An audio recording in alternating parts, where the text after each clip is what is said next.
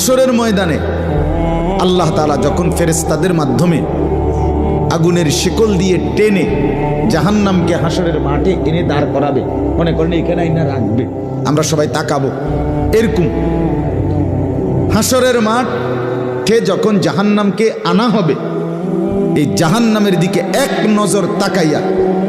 হাসরের ময়দানের সমস্ত নাফরমান পাপী বেঈমান আবারও বলবে আল্লাহর কাছে, রব্বানা আখিরনা ইলা আজালিন করিব, আল্লাহ